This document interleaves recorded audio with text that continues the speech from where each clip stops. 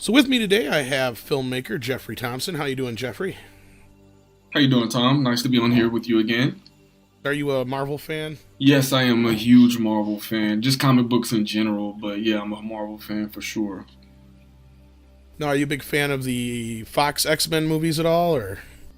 Not really, because I don't appreciate what they've done with them per se because I'm a huge comic book fan and I'm a fan of the X-Men TV series from the 90s. That was when I was a kid growing up, so Right.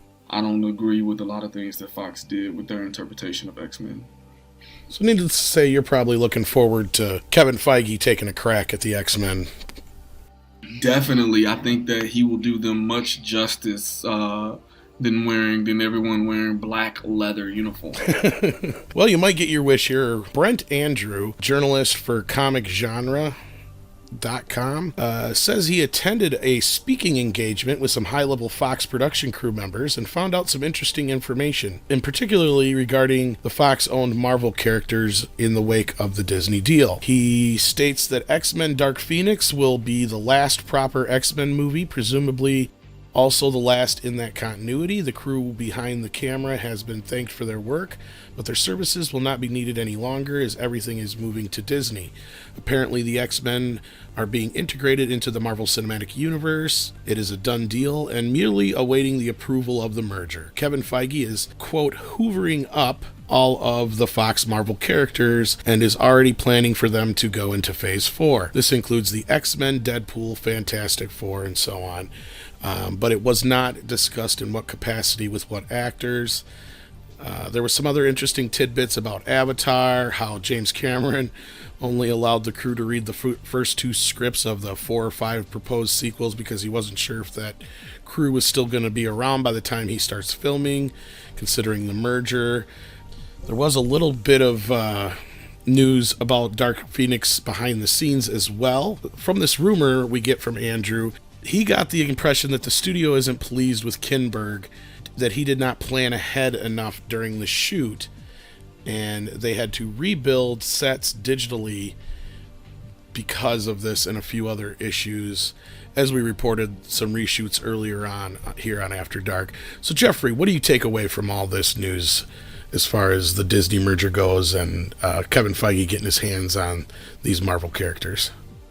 Well, honestly, me personally, I wish that Feige had gotten his hands on the X-Men a lot sooner, preferably around the first Avengers film, because as I stated numerous times on social media through the years, if there's an alien invasion on Earth, the Avengers, they live in the same city, same area as the X-Men and the Fantastic Four. In the comic books, when you look out of the Avengers Tower, you can see the Fantastic Four building from there. So if aliens truly were coming to Earth and the Avengers was fighting, the probability of the X-Men lending a hand and the Fantastic Four lending a hand are very high. And Spider-Man is in New York as well. So obviously during the Avengers time, Spider-Man was still with Sony. So, but yeah, I'm very excited about Feige getting his hands on the X-Men. Feige has a plan to really use the X-Men going forward. Now, his contract is up next year. I assume they'll probably extend it. I highly doubt that Disney's going to let him go anywhere unless he wants to. Regardless, it sounds like he's going to have too much fun playing with these toys. I could see the Fantastic Four getting brought in now, especially with things getting more cosmic. I'm not sure if they're going to change out Deadpool at all much, and fortunately for Deadpool, the first movie so far, I obviously haven't seen the second film yet, but from the first film, there's very little that ties it to the original X-Men movies. There's a few jokes here and there, and there's supposed to be a few jokes in the second film that tie it to the Fox X-Men films, but really I don't think it would be too hard to bring Ryan Reynolds' Deadpool over into the Marvel Universe, along with doing an R-rated version on his own, plus bringing him into the PG-13 films at the same time. I still think you can do both. I really don't see them wanting to mess too much with that formula. No, I totally agree with you.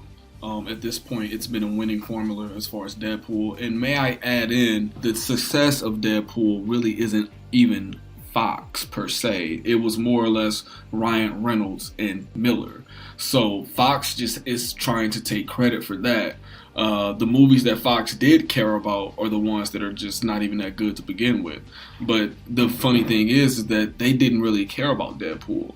Reynolds cared about Deadpool and Tim Miller cared about Deadpool. Their passion is what kept Deadpool alive. Fox did not believe in it because at that time, if you remember Tom Rothman, who's now at Sony, he was at Fox. And he was the one that initially vetoed Deadpool over and over and over. And I'll never forgive him for the way he played out with Daredevil, but that's a whole nother story. But Deadpool being the way it is, I think it's good. I think that the only time that Disney may change things a little bit is if they bring Deadpool in, if he's like, you know, if it's like an ensemble cast film, like for instance, if it's another Avengers movie, or if it's like this, you know, huge blockbuster moment type film, if he's going to be in there with the X-Men, some of the Avengers, etc., then he'll have to tone it down, and it can't be rated R for obvious reasons. Right, and you can have a little fun with it. You can just have a moment where Ryan Reynolds is like, what the beep? And then he's like, what was that? Oh yeah, PG-13, you know, and just move on from there. You don't need to say any more than that. They're not going to destroy the Fox logo. They're not going to delete it. It's still going to be used. They're still going to put movies out under Fox. So it's more than believable that they'll continue to do the R-rated Deadpool films under the Fox logo. And then, like you said, just bring in Deadpool here and there to an X-Men movie or a Avengers movie or what have you to just have some fun with him. And of course, yeah, he'll get toned down a little bit there, but you can have fun with that too. I think this is pretty exciting news. This is something we've been waiting for a long time, and it'll be interesting to see how this goes. This does go along with the news we just reported that the merger should go through by 2019, summer of 2019. So we're getting there. It's going to happen sooner than later. We've got almost all the Marvel characters under one roof, sans Spider-Man, sort of. But he's kind of in there. So, you know, eventually I have a feeling Disney's not going to let that linger for too long either. So Exactly. I would say based on Feige's track record, he'll do a much better job with the X-Men, Fantastic Four, Silver Surfer, Doctor Doom, etc. than Fox ever did. I agree. Interesting part about this is that people that are huge comic book fans, if you can arguably say Fox had the better villains than Marvel had. Oh yeah. Fox had Apocalypse, Doctor Doom, and Galactus. They could have did damage. Marvel took a B-list villain in Thanos and made him A-list. So imagine what Marvel can do with Apocalypse, with Doctor Doom, with Galactus. I will never forgive Fox for making Galactus a cloud. What they did with Apocalypse, not even having his uniform, he should have been apologized instead of Apocalypse. That's what his name should have. You know, because that was just ridiculous. Like Apocalypse, one of his quotes I remember from X-Men cartoon series is that Apocalypse said, "I am the rocks of the eternal shore. Crash against me and be broken." Like, it's so many different quotes and things that he has said that sets Apocalypse apart from anyone, any villain in the Marvel Universe. And Fox just did not capitalize on that at all. It's like, did you people not do your research? Did you not study this stuff to a T? And that's why I respect Feige so much, because Feige just has an encyclopedia of knowledge on Marvel, and you can tell that he cares about these films. It's not about, you know, obviously it's show business, but he cares about it, and he's passionate about it, and it shows up on screen. Yeah, they have it's kind of formulaic per se, but the formula has been working. Now, can Marvel have better villains? Yeah, they can. They're getting there. You know, I'll give them an A+ for Killmonger and Black Panther.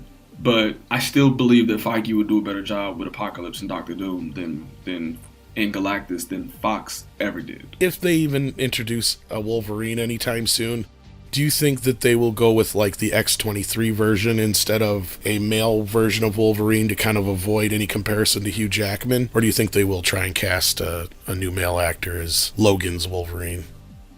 I know this may not be popular opinion, but I don't even like Hugh Jackman as Wolverine, in my opinion. Like, I really don't like, to me, Fox's X-Men is not the X-Men that I grew up knowing. I want to see Wolverine with his costume on. That's the Wolverine that I want to see. I don't want to see Hugh Jackman with claws, because that's what it felt like. It didn't feel like, Logan is a short guy. Hugh Jackman is tall in stature. So to me, this is not Wolverine. Oh, I can appreciate that, and I totally respect where you're coming from. I guess I'm one of those, I'm able to just separate that a little bit more. And not to forget, Mystique is not a leader of the X-Men. Oh, yeah. They did that for purposes of Jennifer Lawrence, and that was terrible. That was terrible, like seriously. Oh, yeah, there's a lot of things that I can agree with there, too. There were certain characters that, like you said, were just used in certain ways just because of who played them. And, of course, you're going to get that. But other than that, it's pretty much done and over with as far as that X-Men goes now. So I thought Logan was a decent enough swan song. I really don't see why we need Dark Phoenix anyway, to be honest with you. I think they should have just left well enough alone. I thought Logan was a nice little cap on the whole thing, and that was it. I really don't honestly care if I ever see Dark Phoenix. I really don't. Honestly, I'm not looking forward to it. In my opinion, at this point, they struck out more than anything, in my opinion, as far as Fox is concerned with their X-Men films. It's just, to me, I think it's their, I don't know. I guess they're just trying to send us off with a last hurrah, whatever that may be. But they killed me when they did X-Men Apocalypse, and I don't understand why people were so. At least the darlings or critics, they thought that Days of Future Past was so good. My God, dude, just read the comic books and watch the cartoons from the 90s. Days of Future Past was not done the right way. Like, no. Right. Well, in defense of that, I will say this. I know that there's huge differences between what went down in the comic books and cartoon, like you said, which was more loyal to the original comic book story in the film. But considering what they had to work with in the film, to me personally, that's one of the better X-Men films. But there's only a handful of them that I could sit there and say were really that good, and that'd be the first two X-Men movies, Logan and Days of Future Past, and maybe First Class. But I totally respect where you're coming from as a comic book fan. I see where you're coming from in that they didn't take enough care with the details, the characters, the characterizations. I get that. I totally get that. So anyway, I'd like to thank you for helping me out with this story, Jeffrey. I'm sure you'd like to give a shout out to Shutout. Yeah, thanks for having me. Yeah, shutout.com. We run a social photography contest. It's similar to Instagram. You can upload your photos, and through our photo image recognition system, it suggests a contest for you to enter into. And you can enter for free, or you can choose to pay and try to win money. All right, sounds good. Thanks again for joining us, Jeffrey. All right, thank you. What do you guys think? With the recent changes to YouTube's monetization policy, we'd like to ask that you please consider supporting the channel through Patreon. As thanks, Patreon members will receive early notification of mini-documentaries, special behind-the-scenes Making of the Edge videos, outtakes, bloopers, lost episodes, and more. Support tiers start for as little as $1 a month. Check the link in the description. Thank you.